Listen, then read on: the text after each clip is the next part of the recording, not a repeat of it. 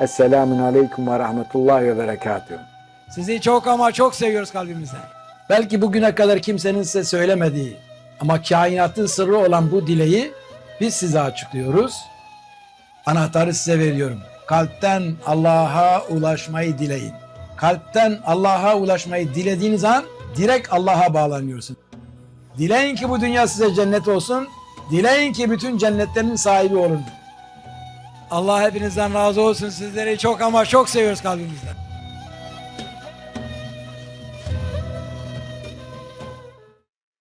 Değerli izleyicilerimiz, dinleyicilerimiz, Doktor Abdülcabbar Boran'la Ramazan Sohbetleri programımıza hoş geldiniz. Bir Ramazan gününde daha hem sizlerle hem de kıymetli hocamız Sayın Doktor Abdülcabbar Boran'la bir aradayız. Muhterem hocam, hoş geldiniz, sefalar getirdiniz.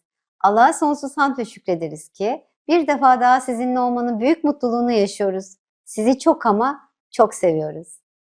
Biz de hepinizi çok seviyoruz. Allah hepinizden razı olsun. Hoş bulduk. Bir güzel programın daha birlikteliğini, mutluluğunu yaşıyoruz. Allah razı olsun. Allah sizden de razı olsun. Muhterem hocam, bugünkü konumuz peygamberlerin ortak daveti, af ve mağfiret. Uygun görürseniz ilk sualimizle başlıyoruz. İnsanlık tarihi boyunca her peygamber neden kavmini af ve mağfiret dilemeye çağırmıştır? Evet, gerçekten de insanlık tarihi boyunca Adem Aleyhisselam'dan kıyamet gününe kadar hep Allah'ın daveti, af ve mağfiretidir. Çünkü Allah'ın tüm günahlarımızı örtmesini istiyorsak Allah'ın davetine uymamız lazım. Bu davet günahların örtülmesini ifade ediyor. İşte yaşanan olaylarda bunu görüyoruz. İnsanlar nefs-i emmarede hayatı yaşadıkları için nefslerine uyarak bir takım yanlışlar yapıyorlar. Allah Teala o günahların pozitife dönmesi istikametinde onları musibetlerle imtihan ediyor. İşte musibetlerle imtihan olanlardan kim ders alır da Allah'ın davetini de kabul ederse, Resul'ün davetini kabul ederse, Enfal 29'a göre Allah Teala onun bütün günahlarını örtüyor. Günahların örtülmesi affı ifade eder. Ama Allah Teala bu günahların sevaba çevrilmesini de mutlaka mürşide tabiyet gerektiriyor. İşte bütün peygamberler Allah'a daveti gerçekleştiriyorlar ve daveti kabul eden herkes için Allah'ın garanti ettiği şey af ve mağfirettir. Mutlaka Allah'ın günahlarını ötüyor. Mutlaka hacet namazıyla mürşidini Allah'tan sonra mürşid gösteriyor. Mürşide tabiyetle bir kere daha mağfiret olayı gerçekleştirmek suretiyle günahların sevaba çevrilmesi gerçekleşiyor. Öyleyse her zaman kanun aynı. Allah'a doğru yapılan bir yolculuk söz konusu. Af ve mağfiret bu açıdan çok önemli iki konu ifade ediyor. Mağfiretin genel anlamı iki defa aftır. Bunun en önemli noktası Allah Teala mürşidini sorduktan sonra o mürşide ulaşıp önünde diz çöküp tövbe etmektir. Bu tövbe gerçekleştiği takdirde Allah o kişinin günahlarını sevaba çevirir. Kişinin tövbeyi yapabilmesinin süresi hayatta olduğu süredir. Bu sebeple kıyamete kadar her devirde Allah'ın Resulleri hep insanları mağfirete davet edeceklerdir. Allah Resulü sallallahu aleyhi ve sellem Efendimiz herkes hata yapabilir. hata işleyenlerin en hayırları tövbe edenlerdir. Sakın ola ki ileride tövbe ederim demeyin. Allah'ın ilmine aldanmayın. Mutlaka tövbenizi gerçekleştirin. Allah razı olsun. Allah sizden de razı olsun. Muhterem hocam, kendi başımıza yaptığımız tövbe ile bir mürşit huzurunda yapılan tövbe arasındaki fark nedir? Evet, suali bir kere daha tekrar edecek olursak, kendi başımıza yaptığımız tövbe ile mürşit huzurunda yapılan tövbe arasında fark, Allah'ın verdiği nimetlerdir, ihsanlardır. Mürşit önünde yapılan tövbe ile kendi kendine yapılan tövbe arasındaki Allah'ın bize verdiği nimetler açısından, kalp şartları açısından çok büyük farklılık var.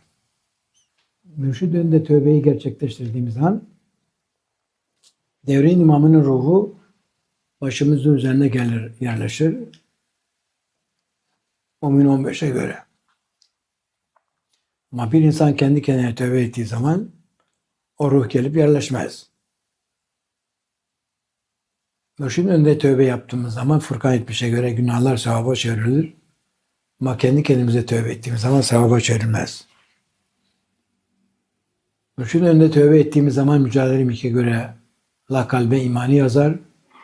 Ama kendi kendimize yaptığımız tövbede iman yazılmaz. Mürşidin önünde yaptığımız tövbede ruh vücuttan ayrılıp sırat-ı müstakim oluşur Nebe 39. Ama kendi kendine yaptığımız tövbede ruh vücuttan ayrılmaz. Mürşidin önünde yaptığımız tövbede zikir devreye girer. Zikir yaptığımız zaman iki çift nur gelmeye başlar. Ama kendi kendine yaptığımız tövbede nur gelmez. Mürşidin önünde yaptığımız tövbede bundan sonraki derecat artırma 1'e 700. Ama kendi kendine yaptığımız tövbede 1'e 10 kazanırız. Mürşidin önündeki tövbede irade güçlenir. Ama diğerinde irade güçlenmez. Öyleyse birbirinden çok farklılıklar arz ediyor. İnsanlar kendi kendilerine Allah'a tövbe ederler. Ya Rabbim falanca günahımızı affet derler. Allah Teala dilerse affeder. Dilemezse affetmez. Allah'ın bir garantisi yoktur. Hiçbir zaman da yoktur.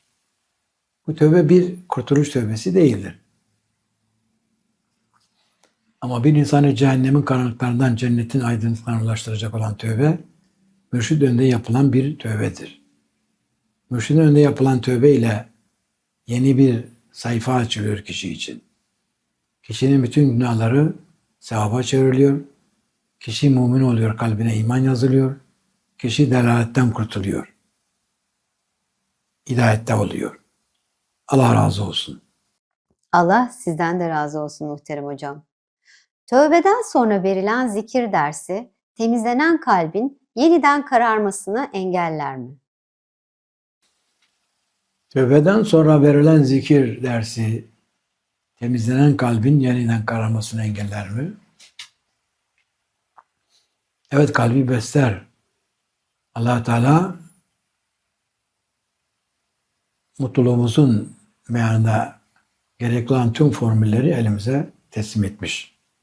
Mutlu olmak istiyorsak zikir yapmamız lazım. Ama zikrin bize tesir etmesi için mutlaka nefsimizle bir savaşın içine girmemiz lazım. Nefsimizle savaşta vereceksiniz. Mücadele ve riyazet temel vasıtalarımız olacak. Bize düşen sadece bir niyet. Allah'a ulaşmayı dilemek. Geri kalan Allah'a ait. Allah bizde büyük değişiklikler yapacak. Mürşidimize ulaştıracak. Değişiklikler devam edecek. Zikir yapınca nefsimizin temizlenmesini sağlayabilecek özelliğin sahibi olacağız. Ve Allah'ın katından iki çift nur geliyor. Birisi rahmet, diğeri de selavat. Rahmet ve fazıl. Rahmet taşıyıcı, fazıllar kapta kalıcı, selavat bağlayıcı oluyor. Ve ulaşmayı kalben dileyip 7 Furkan'ın sahibi olan kişi mutlaka zikri yapmaya başladığı zaman Bir çift nur gelir, fazlalar kalbe giremez iman kelimesi yazılı olmadığı için ama rahmet içeriye sızar ve o rahmetle kişi huşu sahibi olur. Huşu sahibi olan kişi hacet namazını kılar da mürşidini Allah'tan sorarsa Allah ona mürşid gösterir. Ve mürşid önünde tövbe ile birlikte zikir yapmaya başladığımız an bu zikir nefs tezkiyesini sağlar. Mürşide tabi olmadan hiç kimse nefsini tezkiye edemez. İşte mürşid olmadan ruh Allah'a ulaşamaz. Rahman 33. Mürşid olmadan fizik vücudu şeytana koymaktan kurtulmaz. Nahl 36. Mürşid olmadan nefs tezkiye olmaz. Nur 21. Ve mürşid olmadan irade güçlenmez. Bakara 257. Öyleyse görüyorsunuz ki kesinlikle ancak ve ancak 4 teslimin gerçekleşebilmesi mürşidimize tabi olmamıza bağlı. Allah razı olsun. Allah sizden de sonsuz razı olsun muhterem hocam. Konumuzla ilgili halkımıza sorular yönelttik. Uygun görürseniz bu videoyu sizinle ve izleyicilerimizle paylaşmak isteriz. Allah-u Teala affedenlerin en hayırlısıdır ve en büyük günahları işleyenler bile bir gün Allah'a ulaşmayı dilerlerse günahlarını affedeceğine dair Allah-u Teala söz vermiştir. Allah'a ulaşmayı dilemek deyince ne anlıyorsunuz? Ablam önce kelime-i şehadet getiririz. Sonra namaz kılarız, oruç tutarız. Yalan zaten söylemeyiz. Güzel işler yaparız, hayır yaparız. Yani öyle iyi şeyler yaparız, kötü şeyler yapmayız. Cenab-ı Allah zaten Peygamber Efendimiz affedici. Allah sen doğru yönel, Allah seni affeder. Doğru yoldan gittikten sonra Allah seni affeder mutlaka Cenab-ı Allah. Rabbim herkesi şükredenlerden etsin. Allah'a ulaşmak denildiğinde günümüz şartlarında ben bunu göremiyorum. Yani şükreden kullarından olması gerekirken gençlerimiz maalesef daha çok zayıf olarak yani dinin altından bazı şeyler arayarak böyle güzel şeylere ulaşmasını, şükretmesini bilmedikleri için kesinlikle bunu biz bir Müslüman milleti olarak çok güzel bir şekilde bunun kıymetini bilmek, şükretmek lazım. Namaz kılmak mesela, ibadet etmek, dua etmek. Muhterem hocam, röportajımızda bir misafirimiz doğru yoldan gittikten sonra Cenab-ı Allah seni affeder dedi. Kur'an-ı Kerim'e göre doğru yol nedir? Evet. Kur'an-ı Kerim'e göre doğru yol ruhu Allah'a ulaştıran sırat-ı müstakimdir. Gerçekten de Nisa 175'te Allah'a iman eden ve ona sarılmayı dileyenleri Allah kendisinden bir fazıl ve rahmetin içine koyacak, onları kendisine olan sırat-ı müstakime ulaştıracak. İşte bu Allah'a ulaştıran sırat-ı müstakim Allah'ın doğru yoludur. Hidayet yol değil. Hidayet bu yol üzerinden ruhun Allah'a ulaşmasıdır. Ali-İmran 73 Kul innel hüdâ hüdallah hidayet Allah'a ulaşmaktır. Bakara 120 Kul innel hüdallâhi vel hüdâ Allah'a ulaşmak var işte o hidayettir. Öyleyse ruhun Allah'a ulaşması bir yol üzerinden gerçekleşiyor. Bu yol irşat yolu, bu yol Allah'a ulaştıran hidayet yolu, bu yol sırat-ı müstakim adına ne derseniz deyin, doğru yol, insan ruhunu Allah'a ulaştıran yol. Tabii diğer insanlara sorarsanız herkese göre doğru yol farklı bir anlam kazanıyor. Bir matematikçiye göre doğru yol iki nokta arasındaki en kısa yoldur. Bir şeytani kültürün sahibine göre doğru yol transal meditasyon yapmaktır.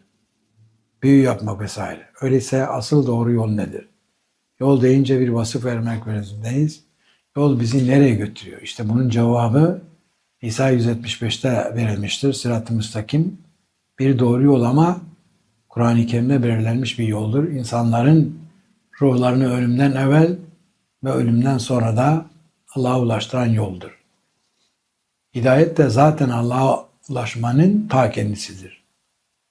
Ama öğrenilen yanlış dini ilmi hidayete de doğru yol denmektedir.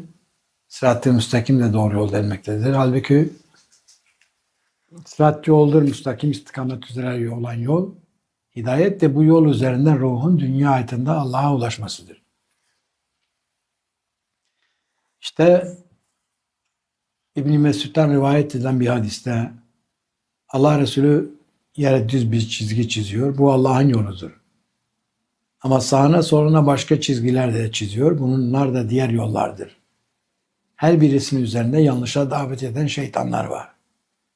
Öyleyse bir taraftan Allah'a ulaştıran sırat-ı müstakim o doğru yol. Bir de bu sırat-ı müstakimden insanı ayıran fırkalara ait olan yollar var. İşte bu fırkalara ait olan yollar üzerinde her birisinin üzerine yanlışa davet eden şeytanlar var. Mesela bunlardan bir tanesi hidayet de sırat-ı müstakim de doğru yoldur. Halbuki hidayet yol değil. Sırat-ı müstakim üzerinden bu muhtevanın hidayetin yaşanarak ruhun dünya hayatında Allah'a ulaşmasıdır. Allah razı olsun. Allah sizden de razı olsun. Muhterem hocam, konumuzla ilgili bir röportajımız daha var. Uygun görürseniz bu videoyu da paylaşmak isteriz. Allah'ın bütün peygamberleri insanları af ve mağfirete davet etmişlerdir. Ve kim davete uyup mürşidine tabi olmuşsa günahları sevaba çevrilmiştir. Yani mağfirete kavuşmuştur. Mürşid sizin için ne ifade ediyor? Mürşid olarak hani ben Mevlana'ya çok kendimi örnek alırım. Mürşit benim için yani Allah'a inanmak, Allah'a güvenmek, başka Cenab-ı Allah'tan başka kimse yoktur. Allah'tan başka ilah yoktur zaten. Allah Peygamber Efendimiz onun elçisidir. Peygamberlere inanıyoruz, Allah'ın peygamberlerine inanıyoruz. Tabii onlar yani ayrı bir şey tabii biz yani. Biz insan oluyoruz, onlar evliya ermiş kişiler. Peki bu devirde de yaşayan evliyalar, mürşitler var mıdır sizce? Hiç zannetmiyorum. Vardır mutlaka vardır. Bizim dedelerimiz savaşa gittikleri zaman söylediler yani. Ben resmen ben bunu duydum Hacı dedemden. Sarıklı sarıklılar dedi, önümüzdelerdi dedi. Böyle şey oldular dedi, kalkan oldular bize dedi. Yani olmuş yani mutlaka olmuş. Savaş kaç yıllar önce yani seneler önce. Benim dedem zaten kaç yaşında öldü mesela. Yani ben duydum bunu resmen. Çocukken duydum dedemden. Ermiş evliya olabilir yani. Allah'ın katında çok yüksek yerler. Böyle yani her şeye yani inanır böyle şey yaparsa olabilir yani. Röportajımızda bir misafirimiz mürşit konusunda biz insan oluyoruz, onlar evliya ermiş kişiler dedi. Evliyayı diğer insanlardan farklı kılan nedir? Evliya dünya hayatını yaşarken 12 tane insanla mürşidine tabi olduktan sonra sırat-ı müstakimden seyri sülükle ruhunu Allah'a ulaştıran kişidir. Herkes evliyalığın kendisine ulaşamayacağı, insanların da ulaşması pek mümkün olmayan her devirde bir veya birkaç kişiye nasip olan bir ayrıcalık zanneder. Oysa ki Allah'ın evliyası olmak, Allah'ın herkese ulaştırmak istediği ve son derece kolay ulaşılan bir makamdır. Kimdir Allah'ın evliyası? Allah'a ulaşanlar kimdir Allah'ın evliyası? Ulaşmadan evvel Allah'a ulaşmayı dileyenler. Öyleyse ruhunu Allah'a ulaştıran herkes Allah'ın velisidir. Ulaşmayı dileyen herkese de Allah mutlaka onun ruhunu kendisine ulaştıracaktır. Öyleyse veli olmaktan daha kolay bir şey yok. Allah'ın dostu olmak istiyorsak mutlaka Allah'a ulaşmayı dilememiz lazım. Dileyen kişinin kalbinde bu talep varsa onun ruhunu Allah kendisine ulaştırıyor. Ve ruhu Allah'a ulaştıktan sonra o Allah'ın ermiş evliyası oluyor. Allah'a ulaşmayı dilemiyorsanız Allah-u Teala'dan evliyalık istiyorsunuz. Böyle Allah-u Teala bu konudaki taleplerinizin hiçbirisine cevap vermeyecektir.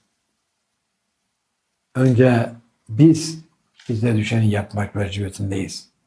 Kim Allah'a ulaşmayı dilerse, Allah'a ulaşmayı, evliya olmayı murad ediyorsa, dilediği andan itibaren Allah'ın bütün yardımları gelir.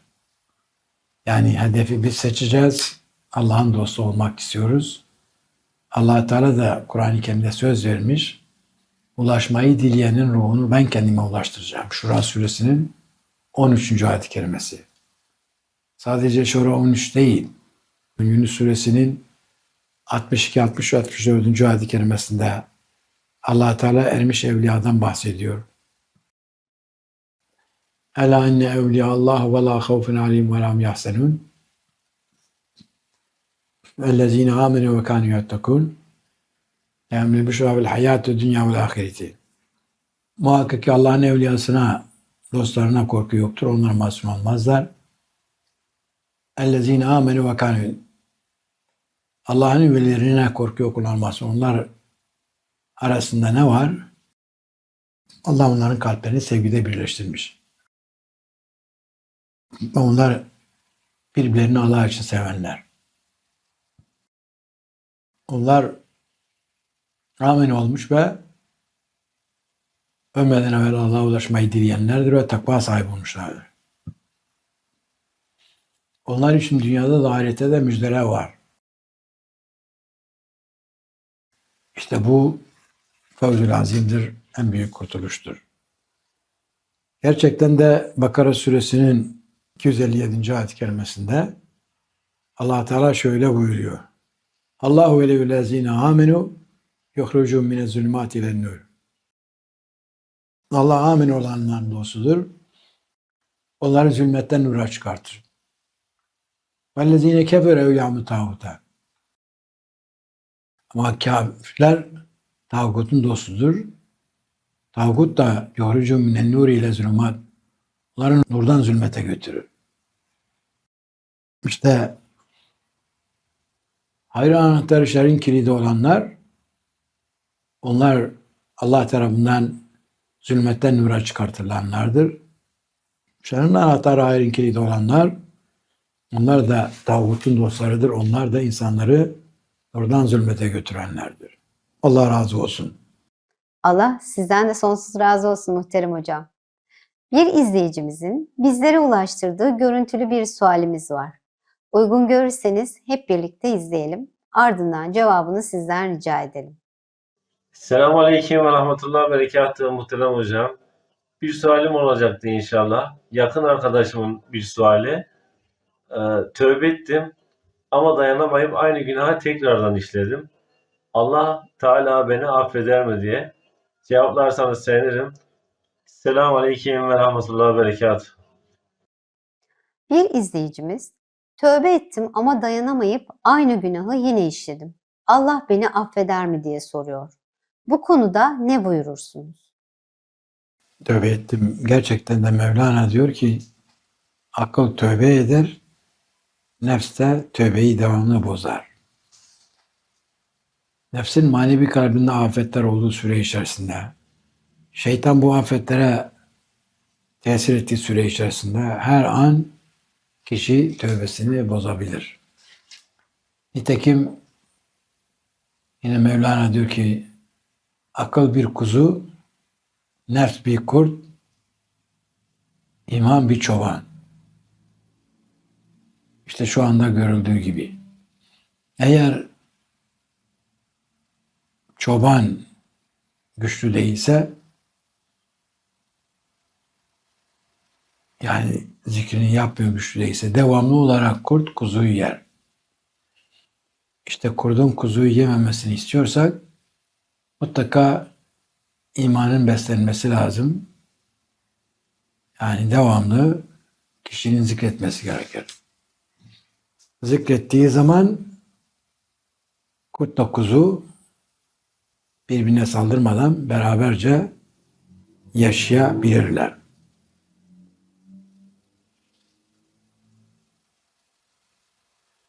Tövbenin bozulmamasını istiyorsak ruhumuzu teslim etmemiz lazım. Yetmez. Fizik vücudu teslim etmemiz lazım. Yetmez. Nefsi de teslim etmemiz lazım.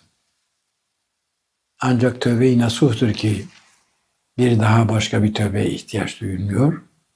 Tahrim suresinin 8. ayet-i kerimesinde Allah Teala Ya eyyühellezine amenü tûbû ilâllâhi tevbeten nasuha Asa rabbukum en yukaffir ankum seyyiatikum ve yedhulukum cennetin tecri min tahtiha el-enharu yevme la yuzullahu en-nebiyine vellezine amenu ma'hu nuruhum yes'a beyne eydihim ve biyeymanihim. İşte ey amin olanlar, Allah'a ulaşmayı dileyen, Allah'a nasuh tövbesiyle tövbe edin. Umulur ki Rabbiniz sizin günahlarınızı örter ve sizi altından nehirler akan cennetlere koyar. O gün Allah nebileri ve onunla beraber olanları mahzun etmez. Onların nurları önlerinde ve sağlarında koşar. Rabbimiz bizim nurumuzu zamanla derler. İşte görüyorsunuz ki tasavvufa girmek istiyorsak, evet gerçekten de tövbeden murat yapılan hataları bir daha tekrar etmemek konusunda Allah'a söz vermektir. Ama şunu bilelim ki tasavvufa girmek, yani Kur'an'ın bütününü yaşamaya yönelmek, insanı bir anda hatalardan ayırmaz. Alışkanlıklar yıllarca sürecektir. Kişi bir taraftan kazanacak, bir taraftan da kaybedecektir. Hiç kimse tasavvufa girdi diye hata yapmaz hale gelmez. Hatalarımızı oluşturan faktör nefsimizdeki afetlerdir. Zikir adı verilen müesseseyle yıllarca nefsimizin afetlerinin yok olması konusunda çalışacağız. Ne zamana kadar? Daimi zikre ulaştığımız zamana kadar. Daimi zikirden sonra günahların devamı söz konusu olmayacaktır. Hadis-i şerifte eğer siz günah işlemeseydiniz Allah sizi helak eder ve yerinize günah işleyip peşinden koşan, tövbe eden bir kullar yaratır diyor. Allah razı olsun. Allah sizden de razı olsun. Konumuzla ilgili bir sokak röportajımız daha var. Uygun görürseniz bu videoyu da yayınlamak isteriz. Allah Teala Kur'an-ı Kerim'de çok açık bir ifade kullanmış ve yaptığımız hataların affı için Allah'tan zikirle talepte bulunmamızı emretmiştir. Sizce Allah'ı zikretmenin önemi nedir? Allahümme salli ala seyyidina Muhammed. Allah'ı zikredeceksin, Allah affedecek. Allah affedecek. Sen Allah'ın yanında varmazsan, Allah'ın yolunda gitmezsen sen Allah affeder mi? Etmez. Allah'ım affetsin, günahlarımızı affetsin Cenab-ı Allah Rabbim. Kur'an-ı Kerim'de zikretmek denildiğiniz zaman Allah birdir, Allah o başka ilah yoktur. Bunu zikredilmesi gerektiğine inanıyorum ben. Hani Kur'an-ı Kerim'de budur yani. Elif Kur'an-ı Kerim'imizin birinci alfabesi olduğuna göre Allah'a zikretmek çok güzel bir şeydir. Allah'a zikretmenin, Allah'a dua etmek, günahlarımızı affettirmek, yani buna benzer yani şeyler yani. Allah Teala Ankebut suresinin 45. ayet-i kerimesinde ve zikrullahi ekber. Allah'ı anmak en büyük ibadettir diyor.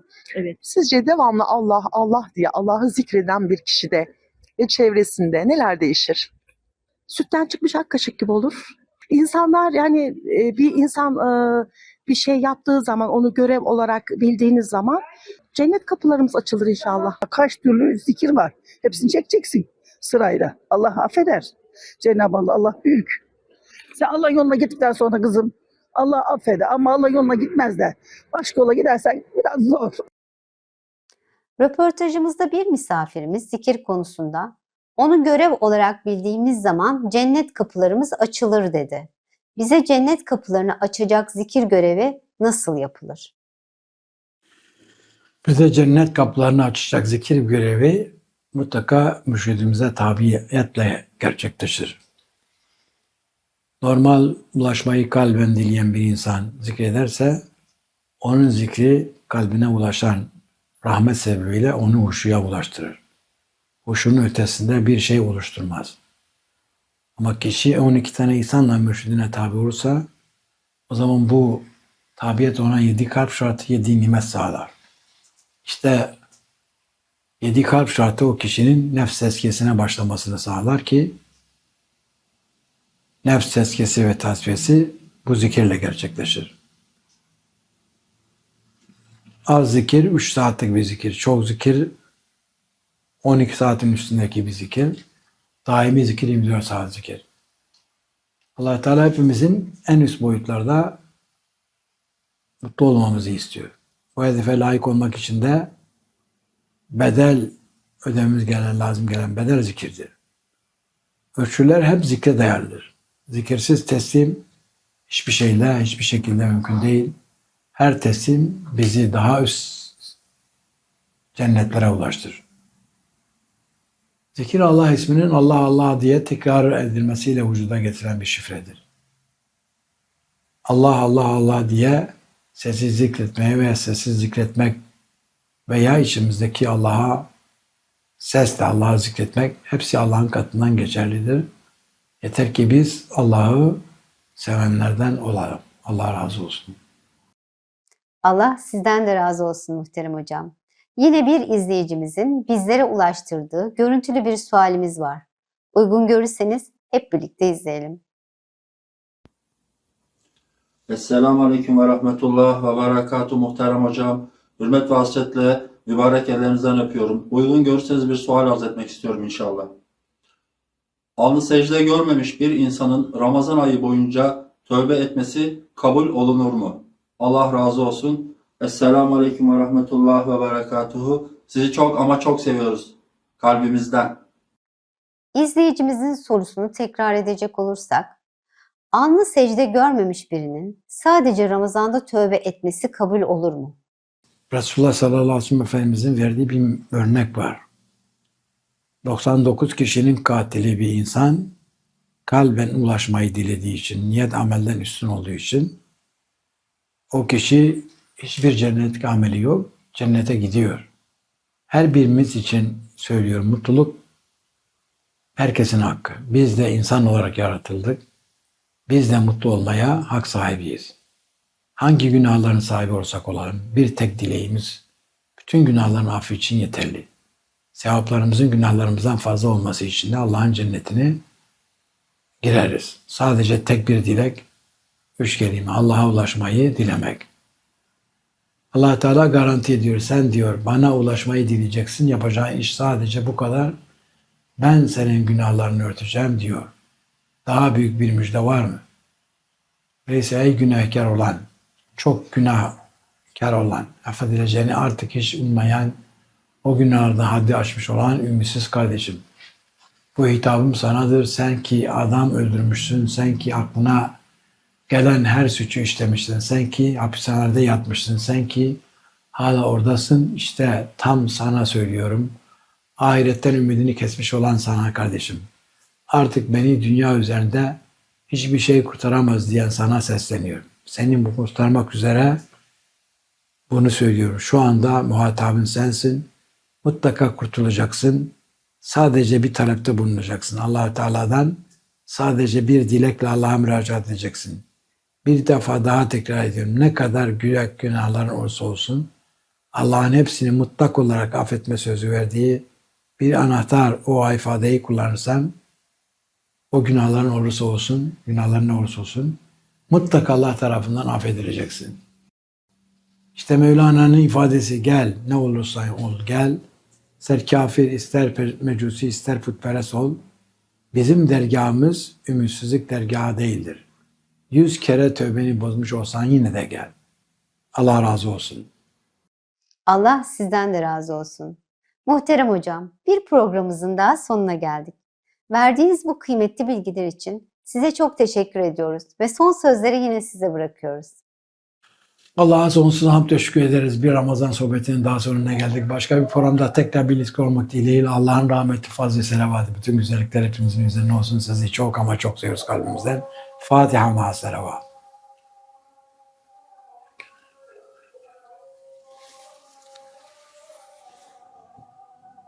Kıymetli izleyicilerimiz, dinleyicilerimiz. Doktor Abdülcabbar Boran'la Ramazan Sohbetleri programımızda yarın yine aynı saatte buluşmak dileğiyle. Allah hepinizden razı olsun. Esselamun Aleyküm ve Rahmetullahi ve Berekatuhu. Sizi çok ama çok seviyoruz kalbimizden. Belki bugüne kadar kimsenin size söylemediği ama kainatın sırrı olan bu dileği biz size açıklıyoruz. Anahtarı size veriyorum. Kalpten Allah'a ulaşmayı dileyin. Kalpten Allah'a ulaşmayı dilediğiniz an direkt Allah'a bağlanıyorsun. Dileyin ki bu dünya size cennet olsun. Dileyin ki bütün cennetlerin sahibi olun. Allah hepinizden razı olsun. Sizleri çok ama çok seviyoruz kalbimizden.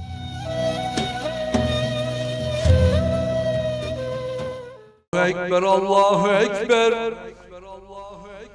Allahu Ekber, Allah.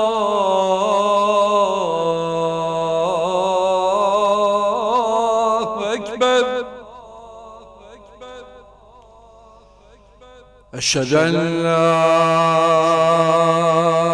إله إلا الله أشهد أن لا إله إلا الله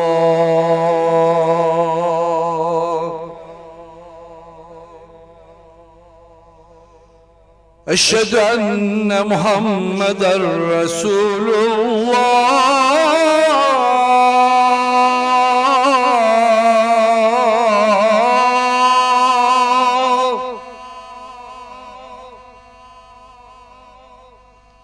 أشهد أن محمدا رسول الله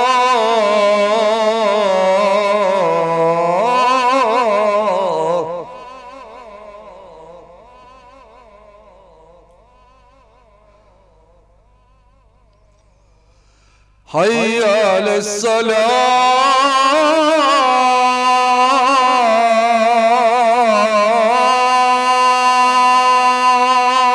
الصلاة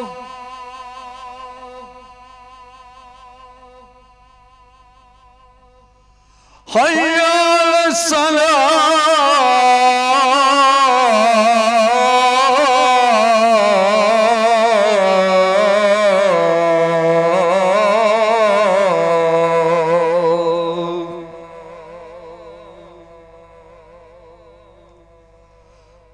حي على الفلاح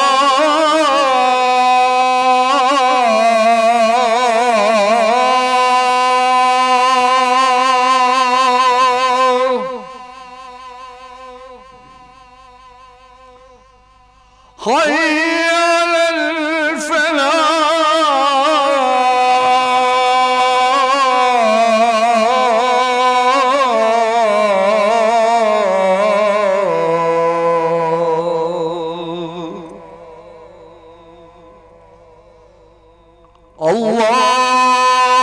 الله أكبر